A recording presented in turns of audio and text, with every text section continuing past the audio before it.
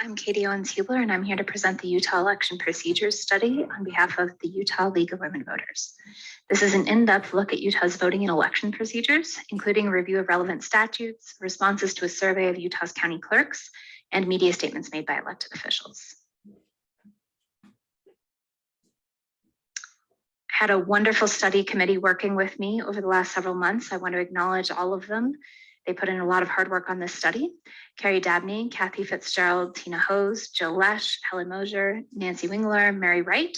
And we also had editors. Kathy Fitzgerald also helped us edit, Robin Schofield Dabney, and Catherine Bealey.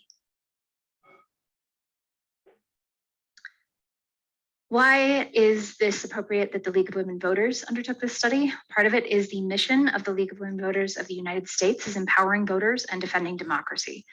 The League envisions a democracy where every person has the desire, the right, the knowledge, and the confidence to participate. And we believe in the power of women to create a more perfect democracy.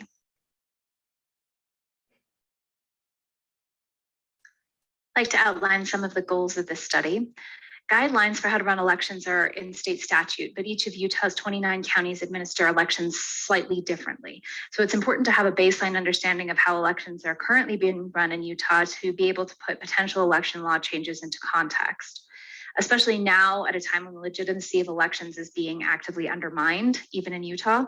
Education about how elections work is key. So this study sought to explore the question, are voting procedures around the state adequate to ensure convenient access to the ballot for all eligible voters? As part of the study, we sent a survey to county clerks to examine election procedures in 2018, 2020, and also into the future.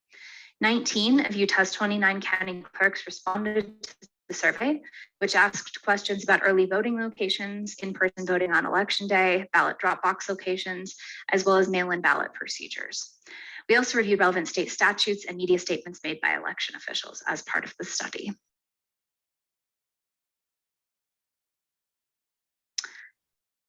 First, I'd like to talk a bit about mail-in ballot procedures. Mailing ballots isn't a new concept. In fact, we've been mailing ballots out to voters since the Civil War, and this was done on both the Union and Confederate side.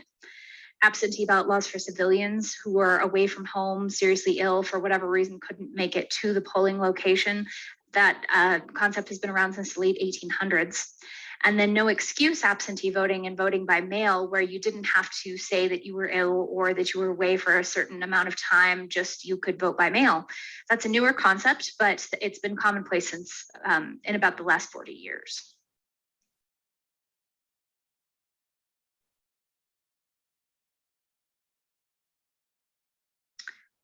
Utah began offering vote by mail, VBM for short, in 2012. The option to vote by mail was not a statewide decision, but instead it was left to each of the 29 counties within the state. But one by one, they chose to go that way. And even before 2020, 27 of the 29 counties, which comprised 98% of Utah's electorate, had opted to vote by mail. In response to the pandemic in 2020, there was legislation that required all counties to send mail ballots to voters. So in 2020, it was a fully mail ballot election. And as then Lieutenant Governor Spencer Cox noted, he's now the current governor, that here in Utah, we didn't just start sending ballots overnight. It's something we've worked on over the last 10 years, starting out in municipal elections, very small, to work out all those procedures and allowed people to opt in. Sorry, I didn't quote him exactly, but you can read that there. But essentially that we've been working on this for quite some time. I want to highlight a few key vote by mail security mechanisms and also know that these are only a few of them. There are others as well. And I would encourage everyone to speak with your county clerk or even visit the county clerk's office to see some of this in action. But one of the key security mechanisms is the existence of a statewide voter registration database. And that has all of the voters in the state. And it also works with state agencies to make sure that those records are kept current. So if people move, if voters pass away, there are mechanisms to keep that list up to date. Also note that ballots are sent out only to active voters. So an inactive voter who does not receive a ballot is a registered voter whose name has been removed from the official register because they've moved or haven't voted in the past 2 general elections and have failed to respond. So again, this is a mechanism of making sure that ballots don't get to people who no longer live at that location. There's also a procedure for signature verification, which I'll talk about in a minute, as well as ballot tracking procedures so that voters can log in and actually see where their ballot is in the process, when it's been mailed out, when it's been received, when it's been counted. Signature verification is the way that mailed ballots are verified. On the outside of a mailed ballot envelope, there is a place for the voter to sign. When that envelope and the ballot inside is returned to the election office, the election officials or poll workers will actually check that signature and compare it to the signature that they have on the voter file. So they're looking for a number of things to see if that signature matches. Here's an example that I actually took from the Los Angeles Times, so it's not from here in Utah, but this is what Utah County clerk's offices or poll workers in some cases will do. They'll look for patterns. So they'll look for things that are possibly different. So this is a way to identify, did this actually come from the voter, or was this potentially a fraudulent signature? They're quite good at identifying this sort of thing, and they will identify if there is a discrepancy between those 2 signatures. So if the signature that came back on the ballot is significantly different from what exists on the voter file, they'll identify that as a signature discrepancy. Now, it doesn't mean that that ballot will not be counted, but what it does mean is that the voter will be contacted and asked to verify that that is in fact their signature. So until that process is done, the ballot won't yet be counted. This is another one of those security mechanisms mentioned. Ballot curing is that opportunity for the voter to come in and fix it. So if there is a signature discrepancy identified, the county clerk's offices contact the voter and provide the opportunity to fix the discrepancy.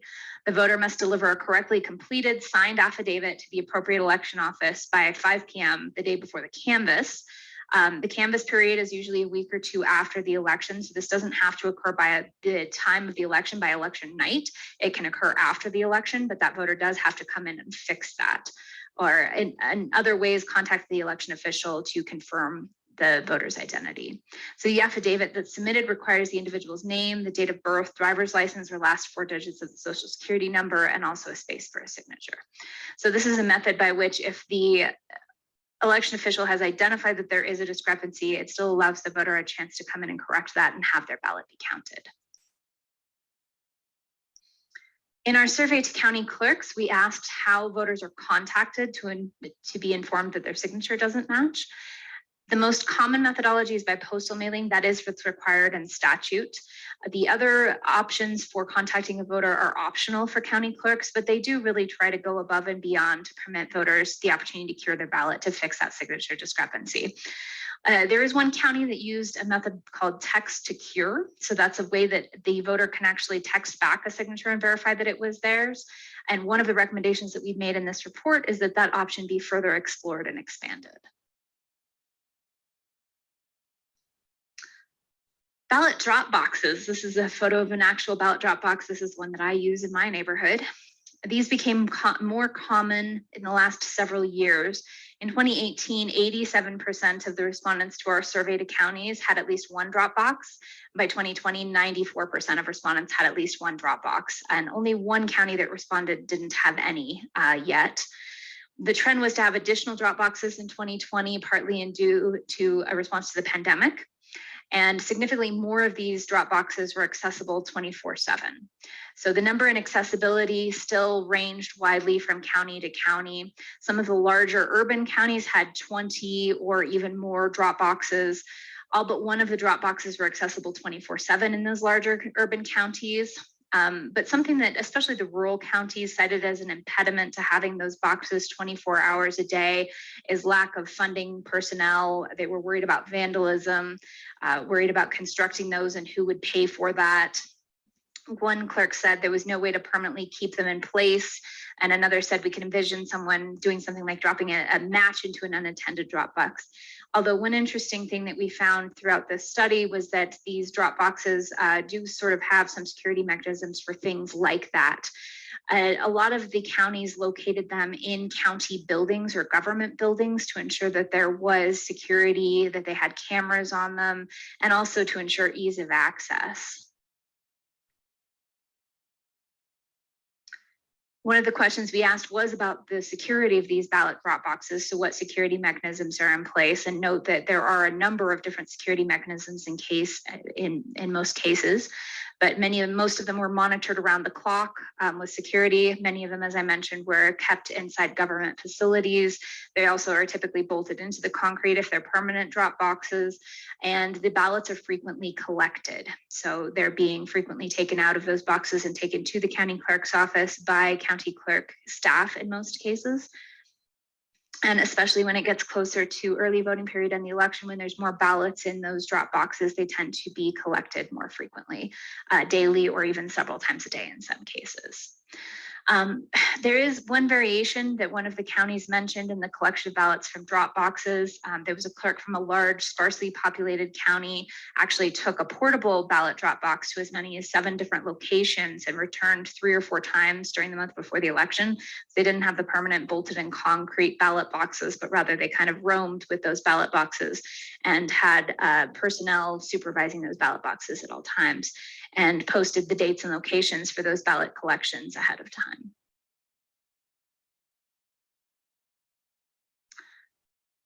Early in-person voting days and hours. By law, counties have to provide early voting opportunities in person for at least 4 days in the time period 14 days before the election up until the day before the election.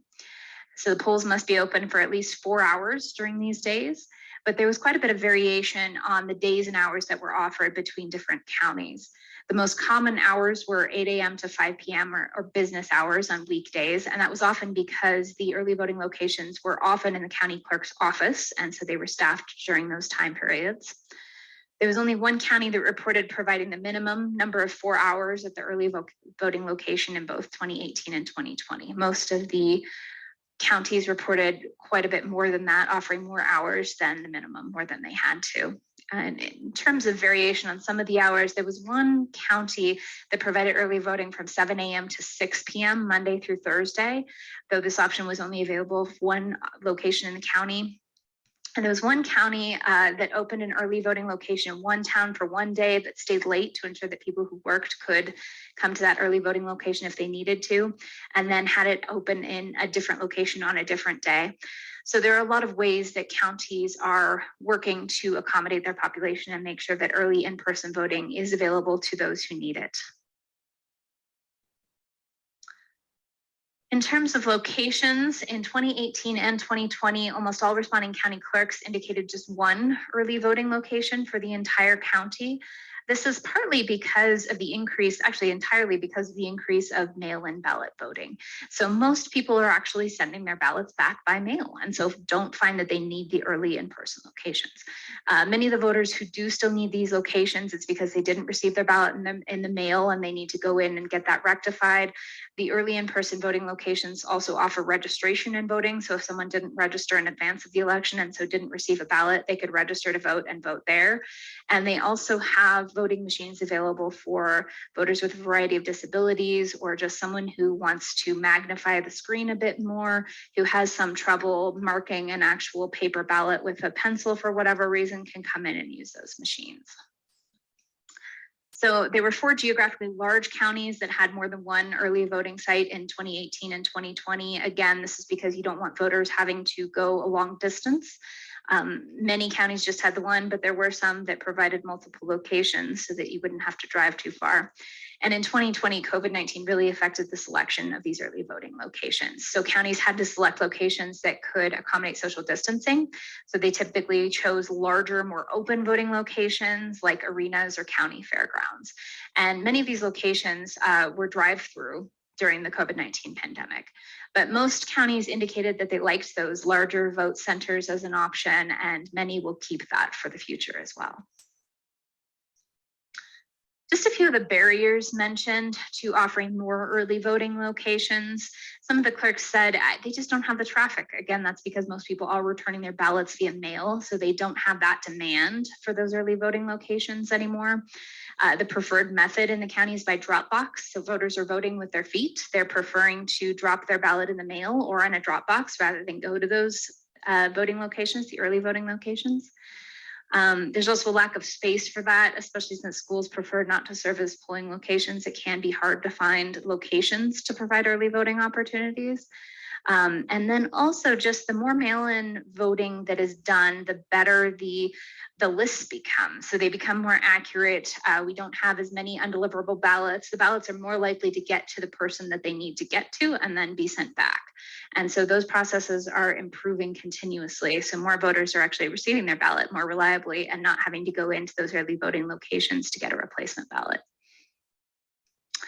I should also note that there's a lack of funding to purchase additional equipment and hire additional personnel for these early voting locations, and many of the clerks just didn't feel that it was necessary to do since so many people are voting by mail. So in-person election day voting, which of course used to be the default a long time ago, but really is no longer the default. In 2014, there were only 51% of voters that were casting their ballots by mail, but that number increased. It was 69% in 2016, then went up to 88% in 2018. And by 2020, which was also the middle of the pandemic, so there were different reasons for that as well, but a full 92% of voters cast their ballots by mail. So ostensibly, Utah counties have to have at least 2 polling locations open from 7 a.m. to 8 p.m. on election day. I say ostensibly because it is possible to move and just have 1 voting location, even on election day, if that's something that's advertised in advance and has approval from the county's legislative body and conveyed to the lieutenant governor's office at least 15 days before the election. So several sparsely populated Utah counties did have only 1 polling place even in 2020. There were others that had several in 2018 and then reduced it down to 1 in 2020 due to COVID restrictions. And at this point, most counties intend to return to pre-COVID levels in 2022, even though we have seen a steadily decreasing number of walk-in voters because they've been voting by mail.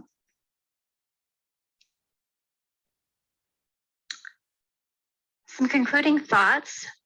This study found that elections are really run quite well in Utah. There are some differences between different counties, which is one thing that we want to explore and sort of take a look at, and also set the context for some potential election law changes in the future. But overall found that things are done well. They're done in a very voter-friendly way. Voting is convenient for voters. It's also a very secure process. Of course, there are always a few ways that things can be improved, especially in the realm of information and education to voters. So a few things that we just wanted to highlight. Members of the legislature, the public, the media, political parties, candidates, advocacy groups, really any member of the public should visit county clerks' offices to actually see the process, learn about the layers of protection in Utah elections. I highly recommend going and taking a tour, and they are very open to this.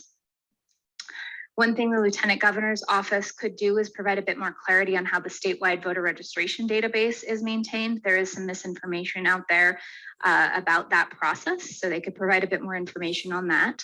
I also think that they should put their suggested security safeguards out to more of the public, make those more available. They do appear in the appendix of our report, but they have some great graphics showing all the different security mechanisms, and everybody should be aware of those and have confidence in that process. It really is a secure process. Counties can also consider some additional ways for voters to cure a signature. We talked a bit about that text to cure system. That may be one option, but ensuring that if a signature discrepancy is identified and a voter did in fact cast that ballot, that they have a way to easily go in and say, no, that was me, count my ballot. Counties can also consider working together a bit more, formalizing a process to ensure that ballots put in the wrong drop box in the wrong county are promptly time-stamped and delivered to the correct county. This can especially be an issue in a place like the Wasatch Front, where you may have a voter who works in one county and lives in another county, drops their ballot off at the nearest drop box, but maybe it was the wrong county. And so a process for counties to very quickly and easily exchange those ballots to make sure it gets to the correct county where it can in fact be counted. Just in conclusion, elections are well run in Utah. We wanted to identify some safeguards here. We wanted to identify some areas where there are some potential improvements, and we are happy to provide more information on this if anyone is interested, but I also encourage you to read our full report.